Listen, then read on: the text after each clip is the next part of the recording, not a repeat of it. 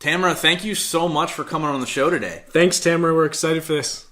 Thanks for having me, guys. I'm excited. Absolutely. Just so excited. And, we connected, I don't even remember how, like whether we were in a Facebook group together or something along those lines. And I had reached out to you because you had asked about podcasts, and we started chatting, and we were just talking about how we ended up talking for an hour. And we really kind of dove into my story and your story and got to know each other really, really well. And I stopped you halfway through your story. I was like, we need to get you on the show. So here we are, and just super excited about it. But why don't you tell us kind of what you're doing now? You're the president of your, company, and just tell us what you're doing now. Right. Yeah. So right now, we're really focusing. We did a whole rebrand of our company about a year ago for Serious Take Productions. And I've always been a storyteller, and I've always been creative and visual. I went to school at the Art Institute for Filmmaking. I became a filmmaker and a director.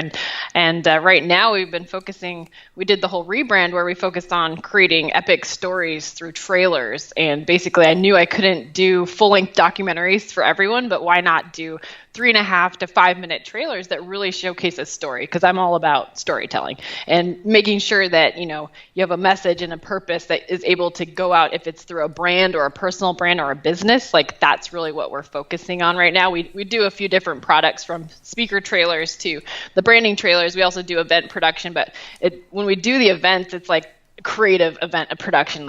You go behind the scenes, you get multiple camera angles for testimonial videos. People don't even think about that.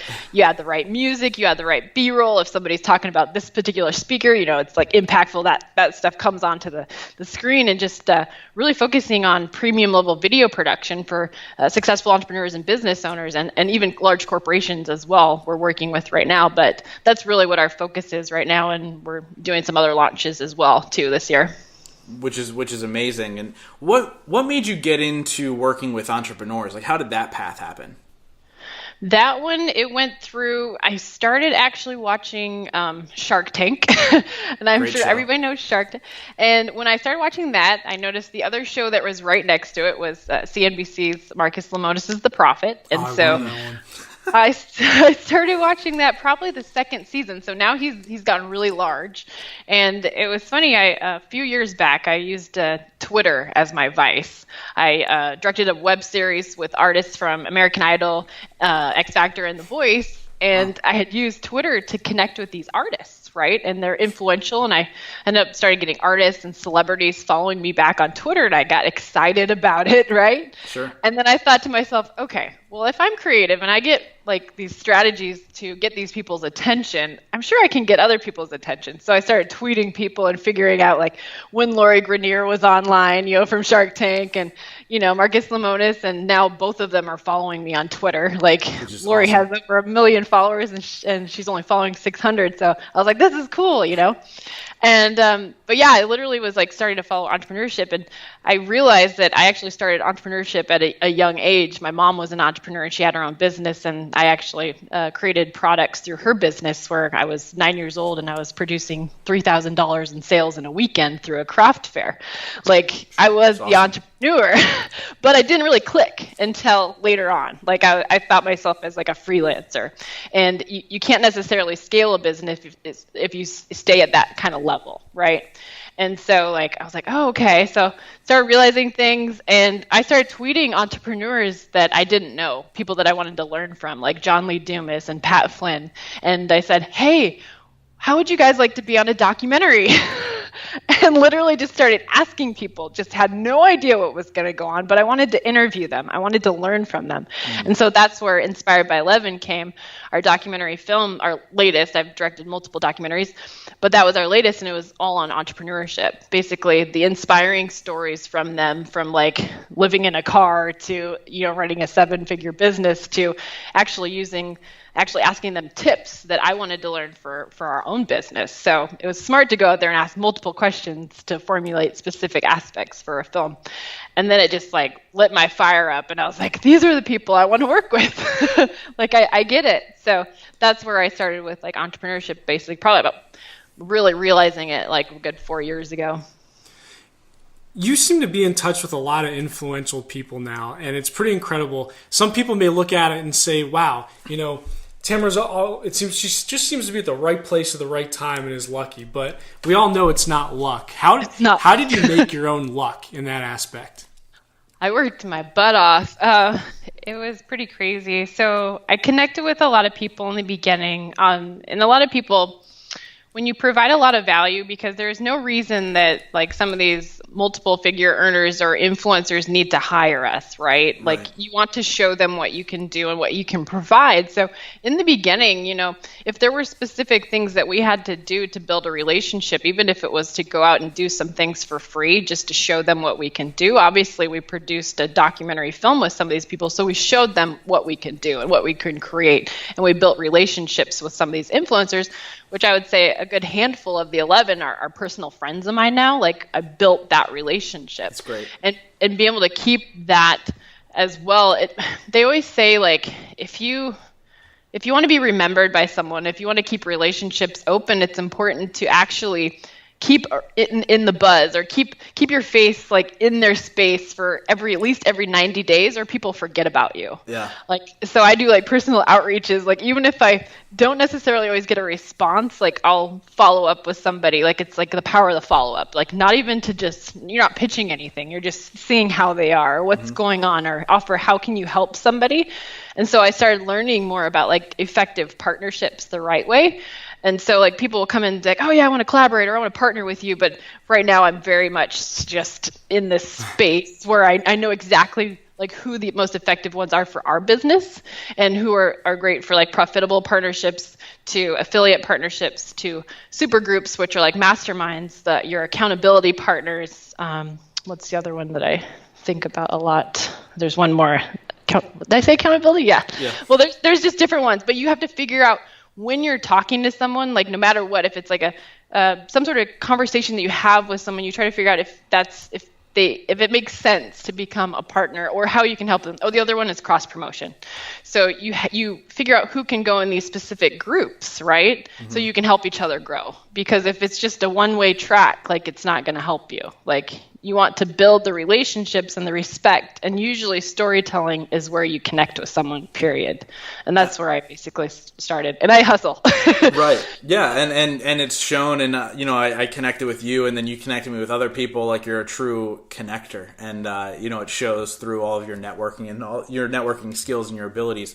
Now, you had mentioned something earlier about entrepreneurs and really getting to know their story, from living in a car and doing all these things. And similar to that story, I mean, I think a lot of entrepreneurs have a story. There's a reason they're in that field. And I know you have a story. So what was it about your life that sets you apart from the rest? Well, I'm definitely a massive action taker. Like I don't really take no for an answer. Like a lot of situations come through where someone might be rejected from something. Like I had a conversation with you before this interview about how I was rejected yesterday, but something opened otherwise. But when I was rejected by this potential client, I asked, how could we be of service? And what was your decision on this? Like why? And like, how can we make this better? And they explained why. And I was like, okay, awesome. That makes sense. Like don't just give up though. Like when we were reaching out to people for the actual Inspired by 11 film, I literally turned no's into interests into yeses, because I had to figure out, well, why not? And what can we do to make you say yes? Like you just ask the right questions. I continuously ask questions. Like I talk too much sometimes, but I just am like this massive action taker, but it came from a lot of experiences in my past where I just kind of wasted my time in my life, where now I feel like I'm making up for it in the right direction with what I'm doing. Sure. So how did you waste time in your life? Well, let's see, back when I was younger, I was probably about 23 or so. I got out of my first true love relationship, and it was about a 2.5-year relationship. So that was my first real serious relationship. I was dumped and didn't handle it well. And I was in the fitness industry at the time, and I was playing basketball in college and all these things that I loved. That was the only thing I really loved was basketball. And so I was actually hit by a car the day after I was dumped. And it it was literally like I was knocked out for about 27 hours. I didn't have any broken bones, but the doctor said that with my severe sprains, that sometimes sprains are worse than breaks. Wow. And because they're not as clean. And so my foot like basically turned inward. So like if you consider that, like, you know, if you're considered you have like a pigeon foot. Yeah. So my ankle was in, and I had to do physical therapy for quite a few years to get that out. My hip basically raised up, and so I still limp when I get tired. So people notice that. They're like, "Hey, Tamara, did you know you're limping?" I'm like, "Yep, thanks for reminding me." Yeah, right. So I started there. So I actually gained about 85 pounds that year. I went through it to deep depression, and I started eating fast food. I couldn't work out. I had to stop playing basketball. And I lost the first love, so that was just really like, it was hard for me. It was like a really bad experience, and I started drinking, and so I started basically going to the bars like 5 nights a week at least, and it was like Cheers, you know, where everybody knew your name, like, hey Cliff, hey Norm, hey Tamara, you know, like sure. Just like that. And so yeah, it was literally like I felt like I was cool though. Like I was like, I'm like the social butterfly. I felt like I fit in, like everybody loved me. It was just like this feeling that I was like, oh, I'm important. But when I finally stepped out of space later, I realized like who my true friends were, and that was just like a social setting. And but yeah, through that experience, I think it was about 2 months after I started drinking a lot, I was pulled over one night. I was going 108 miles per hour on a bridge, and I was pulled over by state patrol. And he fortunately didn't see like multiple empty containers in my back seat. So I was drinking and driving, and I was like, whew, I got away with that. Like, I don't know, I got a reckless driving ticket, yes, for hundreds of dollars, but I didn't get pulled off to jail. He let me go. And then crazy enough, exactly a week later, in the exact same spot, I see the car lights again. I get pulled over again. And this guy was really, really nice state patrolman, and he was like genuinely concerned for me. So at the time I was actually living with my mother, and he gave her a call, and when he met up, my mom came in, and he was like, I think what your daughter is called is basically a seasoned alcoholic. She's extremely like functional. She can have a normal conversation. She passed most of the field sobriety tests, but her legal limit is double, like over double. Wow. So I had like 0.18 BAC level, and he just seemed very concerned, and so from there I was pretty scared, right? I was like, went to jail, like this isn't good, you know. I'm not. I kept saying I'm not a bad person, you know. I'm not a bad person. Like why did this happen? So for 2 weeks I didn't drink at all, and I was just really scared of it. And then I was invited 2 weeks later. From that night, I went to a friend's, I believe, bridal shower, and they kept saying like, hey, just have a glass of wine, just have a glass of wine. I'm like, okay, just one, but I have to wait an hour, right, to sober up. So, and then there was this Sunday night club that I would go to from 4 to 9 p.m. on a Sunday, because, you know, you get out by 9 and you're ready for work on Monday, right? You're not out too late. Yeah. They had $1 pitcher beer, not $1 cups, but whole pitchers for $1. So wow. I'm like, not really like drinking at all, but so our friends would go out and do that, and I'm getting text messages saying like, hey, Tamara, come out. I'm like, probably shouldn't go, but what did I do? I went to the bar. Right. So I went out again, and I hadn't ate much that day at all. And so obviously, like when you don't eat much, your tolerance is going to be different. So my mannerism when I actually was pulled over again that night, leaving there. So 2 weeks later, so I've been pulled over 3 times in a matter of like 3 weeks. Wow. So if something wasn't like someone telling me like, hello, you probably have a problem, didn't really click with me till later. But I went there, and I had gone through I was going through like the motions, like through the months, and one of them I used as a deferred prosecution, where it's almost like you get a get out of jail free card for a DUI in Washington State, where I lived at the time. And so but that night I remember was disgusting though. I hadn't ate, and I was like throwing up all down my shirt. I like rolled down the window. The cop pulled me over. I got sick all the way down my car. The guy's like not very friendly with me, but I could see why. I was probably being argumentative. I don't know. At that point I was just wasted. And then my mom comes, and I'm like, again, here we go. She's like, what is wrong with you? Like, what is really wrong with you? And so I just felt really bad. And so I went through, my license was suspended. I went through treatment, mandatory treatment, required to go to AA meetings. And basically, I wouldn't drink 2 days before I knew I had to go to treatment because I knew I had to pee in a cup. So wow. I thought I was being smart, right? I was like, oh, I'm fine. I'm not an alcoholic. I don't have a problem, but I really did. And so that kind of continued. I went down this path for another 3 years, but I would ask people to be my designated driver most of the time. And then I moved to the city where I could walk places. But it didn't mean I didn't have a problem just because I wasn't driving, Right. And then 3 years later, I was working at a fitness club, and I had just found out that day that I got into a fitness program that I've been waiting to get into to get like more education and then go through the recertifications for personal training and nutrition and everything. And so at that point, my friends at the club were like, let's just go out and celebrate, right? I was like, oh, I probably shouldn't. And what did I do? I chose the social aspect. And I went out, and at that point I had smoked cigarettes on and off for about 10 years. And quit that. I kicked that habit too. So. That's good. But I had littered. I got fined for the littering too. He saw me threw that out and got pulled over. And for a fourth time now. So this was my fourth time being pulled over, but third time as an offense. Okay. So because the first guy let me go, right. But was reckless driving. So this is a third offense. We went through that, and it basically had. That was a crazy case, though. We went to court, and it was a judge that had not been familiar with my cases because the regular judge was on vacation. And then the case before that, there was an officer that was on scene for my actual case who was fired for fraudulent claims. So they decided to just basically start knocking out the cases he was involved with and just let them go. So it was almost like a miracle that I had that third DUI just dropped.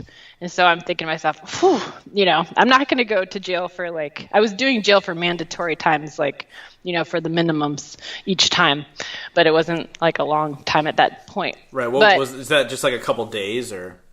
Yeah, I think the first one they do 3 days or something like that, but it wasn't much. But so I went through that and that was the path I had for another 3 years. I hit my 30th birthday, went out with a bang. But yeah, basically the last time I drank, I was pulled over again. I got pulled over. They always said it was weird because I was always speeding, where they said most of the time drunk drivers are really slow. Yeah. And so they would always be like, that's so interesting. You would go 110 miles an hour. I was going 110 again. I just need to be somewhere. Jeez. And but this time I knew I was done. I was so scared. I quit smoking cigarettes the same day that I got pulled over the fifth time, which would inevitably would have been the fourth DUI if the others hadn't been dropped. But I knew I was going to jail for a while. I couldn't get out of the jail when I got in there because they were like, we're not letting you go. You're going to have a $25,000 bail at least. My attorney had to come back down. My stepdad at the time actually put his car up on a lien to get me out of jail. Wow.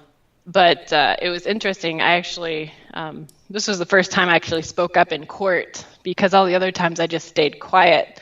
But I remember going to court this last time and I was like, can I just say something? I was like, I know I messed up. I am an alcoholic. I want help. I don't want to hurt anyone. I was fortunate not to kill anyone or hurt anyone on the road, plus myself, driving, not causing any accidents, luckily.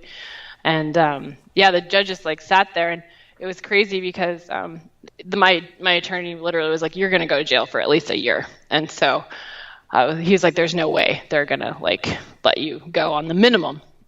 And so I just stood up there and said my case, and he ended up putting me he allowed me to do the minimum of jail, but I also had to be put on home arrest for 4 months as well. And so it took a total of basically 9 months of my time through that part. And once I passed through being in jail for months and then basically doing the rest of the house arrest, when I left that area, I was so scared that I just didn't want to touch alcohol again. I wanted to focus on something else, and I removed like everybody basically from my life, and I just disconnected myself. And it took a whole year to just like let go. But during that time, I went back to school for like video production, and I actually started my own business the first year that I sobered up. So awesome. So how long have you been sober now? Over 6 years. So what is it? So obviously it was fear keeping you from drinking at first. What is it now that you stay focused on that keeps you clean? Still the same thing, or? I feel like I have that addictive personality, so I feel like I'm addicted to business. Yeah. Or addicted to I stopped smoking, I stopped drinking. I didn't used to drink like pop or anything like that, but occasionally now I drink like soda. Now I drink coffee. I never used to drink coffee. I picked up these other vices, I guess, of things that you just kind of attach yourself to in association, I guess.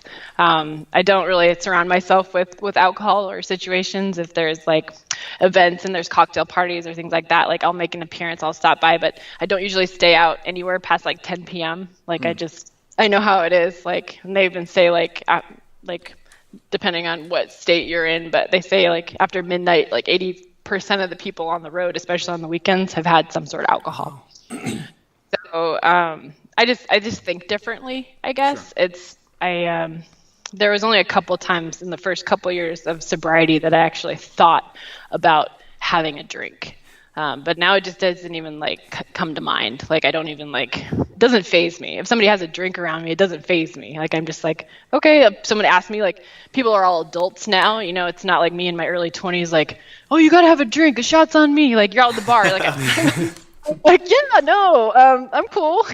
It's not like that now. It's just like, it's maybe like being an adult or like maturity level, or the people I surround myself with now, they respect my decision. Some people know my story, some people don't.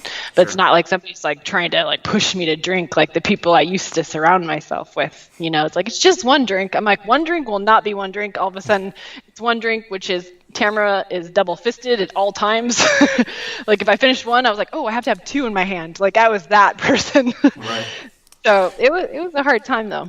You said you have somewhat of an addictive personality. Now you're addicted to business. Now, right? The business is your thing, and you were able to fill that. I don't know if I want to call it a void, but you're able to fill your time with something you're passionate about, and Do you have any advice for people who may be stuck somewhere, whether it's alcoholism or something else, to get to where you're at with business? Yeah, well, the one thing I would say though is like if you are in a situation where you feel like maybe you have an addiction, or maybe you're coming to terms with it, or you think, well, maybe I do have a problem, or maybe I'm drinking one too many glasses of wine at night. Like, I've had people actually reach out to me anytime sometimes they hear my story, like individual, won't say names, but a guy reached out to me recently. He said he heard my story. He said, you know what, I have 3 glasses of wine a night. He's like, am I an alcoholic? I was like, well, yeah, I'm like, well, what do you think? Like, I mean, you're the one that determines, like, do you have a problem? like, do you need that 3 glasses? Like, can you just have one? Like, whatever, are you just unwinding? Like, everyone's different, like, I can't, like, say somebody's an alcoholic. Like, I know I'm an alcoholic, it just like, that was me. But for somebody that's having a hard time with something, like, maybe like kind of surround yourself with a support system and figure out something to take up your time. So I took up video, and I bought a Canon camera, and I was running around making silly YouTube videos in the beginning, and I could have had probably 3 million subscribers at this point. I deleted that channel, and I had over 800,000 views on the channel. Like I had started right when YouTube started. I'm fun and witty. I could do like stuff up. I'm creative, and I have friends that have millions of subscribers, and they started, back in the day, and now they're sensations on that side. But that wasn't my path, right? So, but I did pick up the camera a lot. Like I found something that, and I went back to school and all these things, and it helped me because I'd make all these silly videos of myself, basically giving tours of my house and my mom's birthday, whatever it is. I'm an adult, and I'm making these videos. Like I probably have videos of me, like I did like a whole like mock-up of like the Blair Witch. That's awesome. Just funny ones though, like things that made myself laugh, and then I'd go back and like play with things like editing and try to figure out things. So that was what I did, is I found something I really liked and it like immersed myself in it, and then started hanging out with people that had more of that interest instead of like drinking, and seeing if that if somebody's struggling with something, like try focusing on something else that would take up your attention than thinking like, oh, I'm gonna go grab a beer, like I'm gonna go play with the camera. Yeah. Sure. Something. It's different. Or even picking up like a walk, going for a walk, or health or fitness. Like sometimes that can like get you to kick that in the butt too. Yeah, absolutely. We talk a lot about passion and purpose on this podcast, and there's a lot of P words. And obviously your passion is video and telling a story. Why do you feel like that's your passion? And how does somebody that's listening right now discover theirs? Because that wasn't always your passion. It used to be sports and fitness. Well, it was funny because video was a passion of mine. I actually started recording. I realized it later. I used to take my dad's camcorder, like those big like camcorders, back hold up on your shoulder. Oh yeah. I was that girl that would go around and film like my baby brother that was born, and then it was middle school, and for some reason I found a tape later. I was like, how did I get this on the school bus, and how did they allow me to film? I didn't know, honestly. I was that girl. So I had this big camcorder on this bus in like 8th grade. I'm like recording like after school activities. Everyone's got on the bus. And, so I did have a passion for it before actually. But I didn't realize that I was able to turn a passion into a career. And I think a lot of people get that mistake. Like for 4 years before I went back to school for it and I was starting on YouTube, I kept telling everyone it was a hobby. So if somebody is passionate about something and they don't think that it can be a career, like start like researching things, like think about it out of the box, like how you can turn that passion into something that you love to do, because that also takes you away from other situations that might be an addiction, like become addicted to that. So I'm always encouraging people to go after and do something that they're passionate about, but they need to find the strategies and put them in place to actually build a business out of it. You can't just go out there and be like, I'm passionate about this, so I'm going to try this, but if that doesn't work, I'm going to give up. But I'm the opposite. I'm like, okay, that didn't work, so what can we try now? Like, let's go down the line, like what kind of strategies can we go with in place for video? Luckily, video will just keep growing because that's just what it will, especially with social media and marketing and everything now. Like video will just keep booming. So I'm fortunate to be passionate about something that will just keep going and going. Yeah, so, I mean, you're spot on. So obviously within 5 years, you went from one of the lowest points in your life to now, creating a 7-figure business for yourself. What are things that you do? What are 3 things you do every single day to ensure your success? Well, I always encourage people to reach out to at least 3 new people a day. Like example for us though, like yesterday we reached out to 30 new people. Like wow. It's like in the sense of trying to figure out and connecting with people the right way. So like an example was we went through our list of opt-ins that wanted to watch our film, right? So we have our film for free on our website. You can opt in through Serious Take Productions to watch our 93-minute documentary. So being able to connect with people, like individuals, like we literally structured out emails that went directly to each of the people, like, and so then I took a call with like 2 people yesterday, like literally that, because I wrote a message, basically personalized it, learned more about them. Then all of a sudden I connected with this guy that was in Canada, and he's like, I love this, like I'm so happy. He's like, did you know that I didn't read any of your automated emails? Like he's like, I read this though. And now I'm going to go back and read all of those emails because I just had a personal conversation with you, which I was like, whoa, like it's all about connecting with the people, right? And so from there, it was cool because he has a podcast, and then he was like in there, and he's like, he actually dealt with doctors with addictions. He was a doctor dealing with addictions, and so it was like almost like this thing, but I didn't know that about him. Right. But then he asked me to be on his podcast to be able to go out and share the story again. Like what is it that I can do for that? But I don't know. There's just so many things that you can do when growing your business and making connections and things like that. Absolutely. So it seems like you add a lot of value to people's lives through so many different avenues, and obviously video production being a major aspect of that, which has now become your business. How does somebody who might not have those skills just yet start to add value now to build those relationships? Sure. And aside of just like reaching out, like connecting with people in general, if it's just a Facebook message, if it's something like about your brand or getting your vision out there, even like starting videos for yourself, like I'm not saying go out and hire a professional team like right off the bat, but just being able to get your message out there, share some stories, share some tips, whatever it is, just get your face on camera. Because people want to see like your reactions, your personality. They want to get to know you, right? The more they listen to you, see your mannerisms and things like that, they connect with you more. And so that's really cool. And it was this last year, or right at the end of the year, we were going into the new year, I started challenging all these people I know. I was like, I challenge you to go live on Facebook. And they're like, what? No, this is scary. And so, but I've challenged so many people, and I always get these awesome responses like afterwards, or if I'm like in the room with them, I'm like, you're going to hop on my live stream right now. Like we're going to go live. And then they get excited, and then they start doing consistently. And I said, just challenge yourself to set a goal. If it's to go like Facebook live, like once a week, be consistent with your audience, like even ask your audience what type of topics you should talk about or what they want to know about you, if it's you or your brand or your business. Like be consistent on it, because I usually go live once a week, so I go on and I talk to people about specific things like branding through video, the importance of storytelling through video, helpful video tips from audio, lighting to framing to whatever it is, like stability. Like people are running around with their Facebook Live and they're holding it in their hand and they're running down the stairs. I'm like, don't do that. You're like Blair Witch Project again. No, I'm just kidding. That would be me. I'd be like, oh, this is great. So good.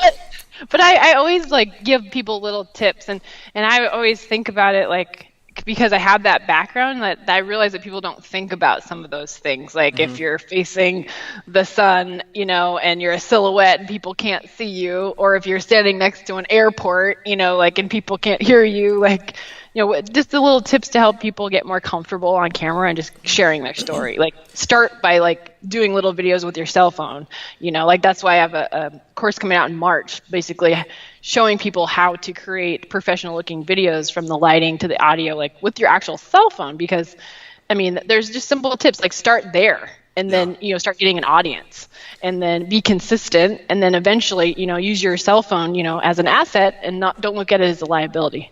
And so that's what I'm going to be teaching in my course coming up in March. But just start somewhere. Just start figuring things out. Do the certain research on it, right?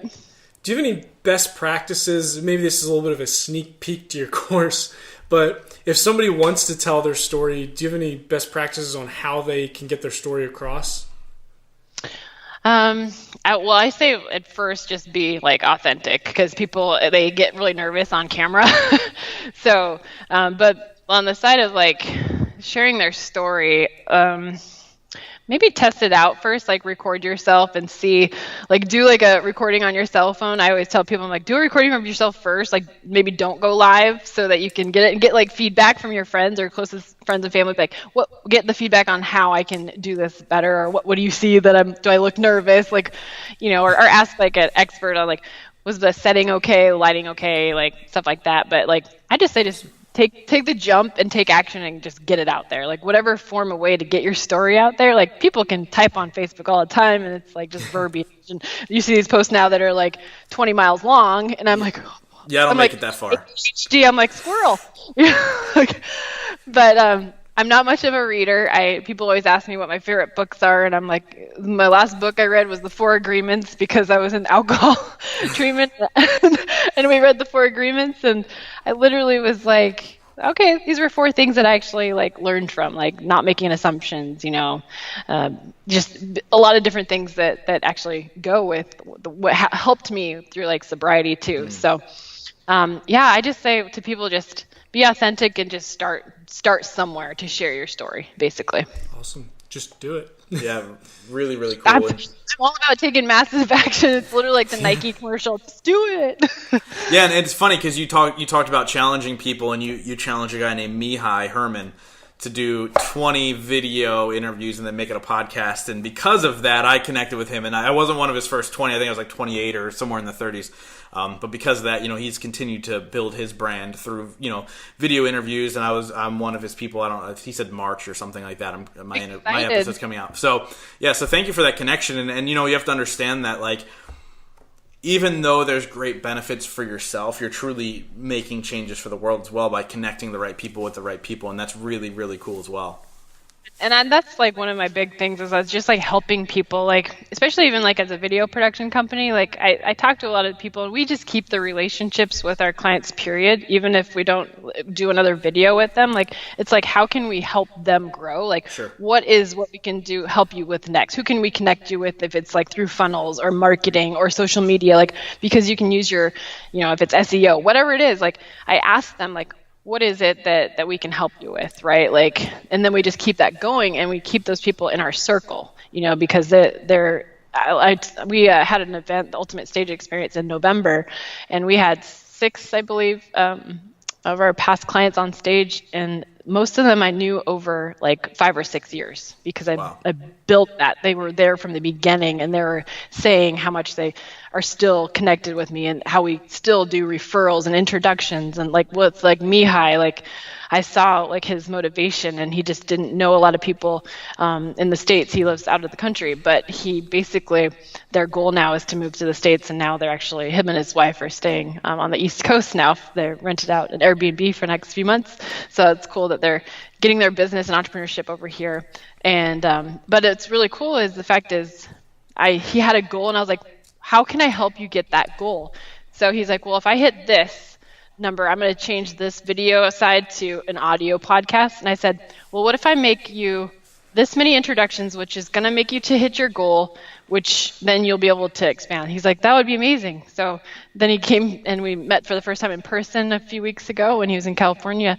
And he was like, Tamara, do you realize like 70% of my interviews was because you just introduced me to people with the kindness of your heart? Like, I wasn't paid or anything. I was just like, here, these people have amazing stories, are amazing people, and you should connect with them because I can tell you're a good person and I just want to help you grow. So he's passionate about what he's doing. So yeah, which is amazing. And it's just really, really cool, what you're doing, and it's just so much more than creating videos and creating content. You're truly shaping lives. So thank you so much for doing that. So we wrap up all these podcasts in a particular way. So we do a word association, then 5 rapid fire questions. But before we get there, is there anything else you want to add? And how do people find you online? How do they connect with you? How do they do business with you? All that fun stuff.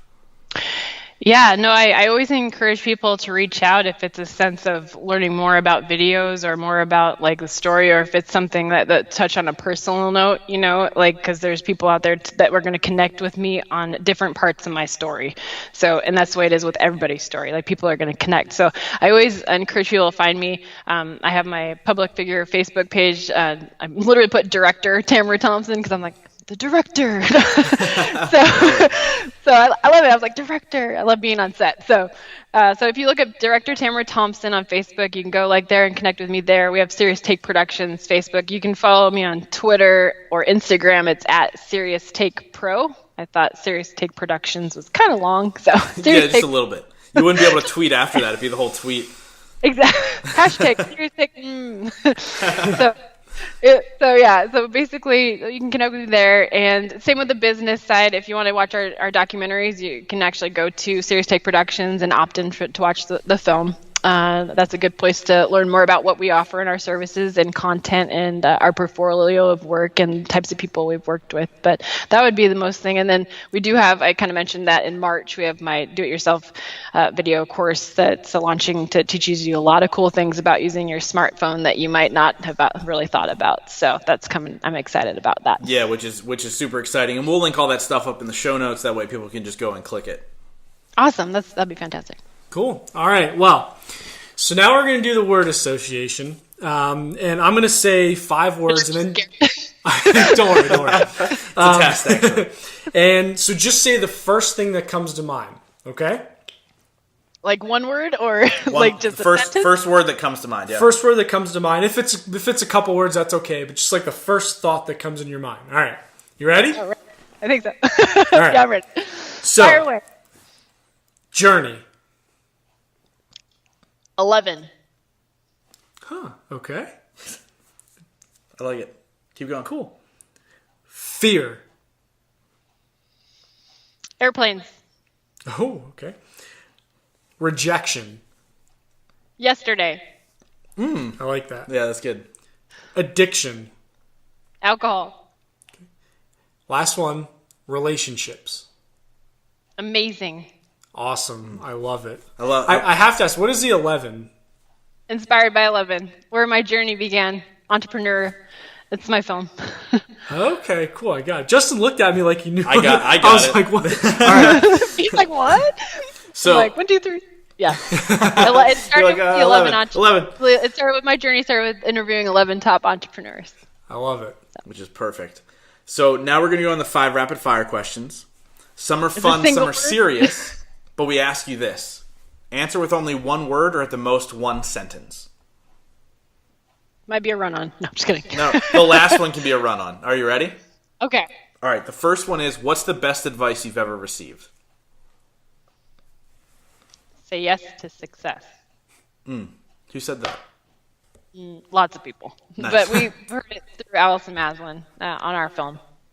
Basically, when you have an opportunity, when you're not at the right place yet, say yes and figure out things later. I like that, yeah. This is a two-parter. What's your favorite and your least favorite word?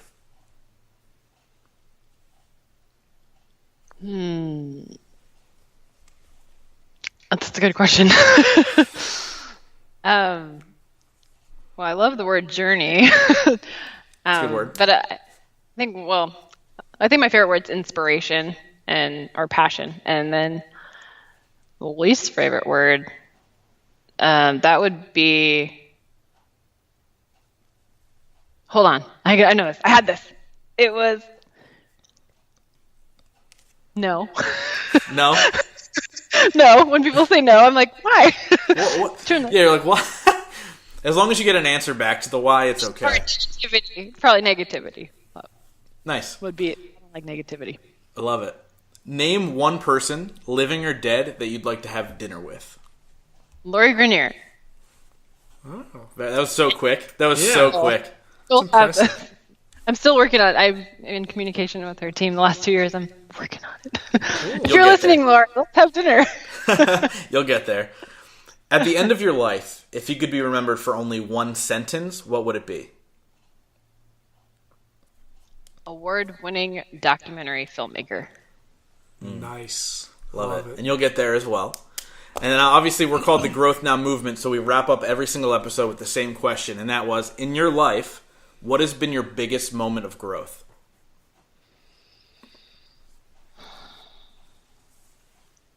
I think it was the moment that I learned to change my mindset on realizing that when I invested in our first coach, where there was a shift. It was almost like this is where I started seeing things more and visualizing things more to the extent that I knew it could actually happen once you take action.